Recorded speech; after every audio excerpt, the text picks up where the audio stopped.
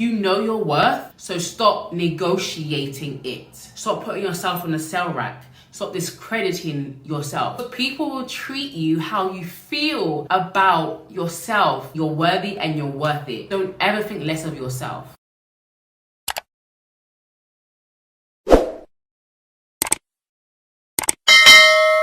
Hey guys, welcome back to my channel. Hope you guys are doing well. It is day 4 of the 7 days of revenge. I hope you're enjoying the series so far. Today I want to have a frank conversation with you on the topic of worth and how so many women discount themselves or negotiate their worth. There are so many times when I hear a woman talk about settling, she doesn't know it's settling, but she is talking about settling. And she'll be like, well, I'm gonna have to date a guy with kids anyway, because I've got kids. Or I have to date a guy like this because, look, I'm a size 14, a size 15, a size 16. I have to date a guy like this because fill in the blank. And there's so many times that I hear women discredit themselves or lower their worth based on, I guess, what society would perceive as a flaw or someone that doesn't deserve what they're asking for. And if you follow certain channels on YouTube, you will start to think and believe that there is a formula to being in a relationship, there's a formula to love, there's a formula to getting a high value guy, or etc, etc. And what that causes a lot of women to do is to discount themselves and actually lower their value. But when you settle, you never get anything good. When you negotiate your worth,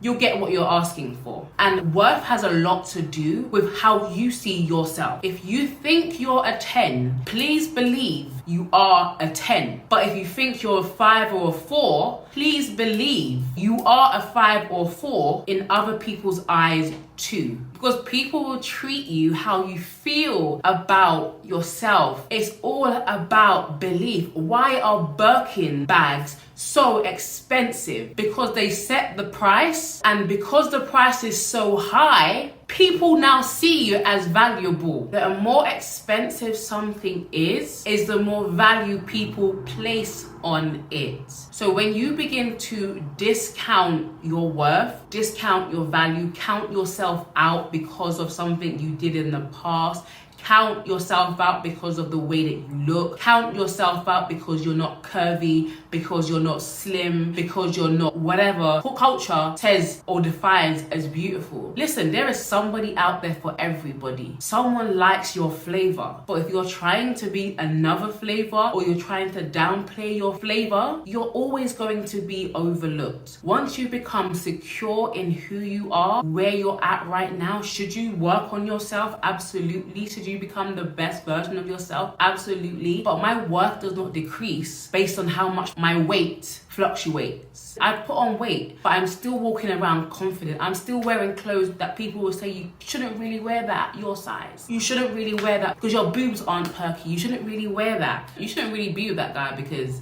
he's out of your league. Who's to tell who's out of whose league? What people love the most, what men love the most, is a woman that is confident. And you have to get to a place where you accept yourself, you accept your flaws, you accept where you've been, because you can't change that. And you can't postpone your happiness or your joy until a later date. You really have to get comfortable where you're at and in your skin. And don't you ever discredit yourself, and don't allow anybody to discredit you, to count you out. You have value because you are a child of God, period. You are worth more than rubies. You are worth more than diamonds. Don't ever think less of yourself. And I kind of want to mix this into it because I feel like a lot of women are suffering with comparison, and I understand it completely. And I understand it even more because of things like social media, where we can compare ourselves easily. But I want you guys to understand that comparison comes from competing. It comes from competition. You see yourself as competition. You see lack.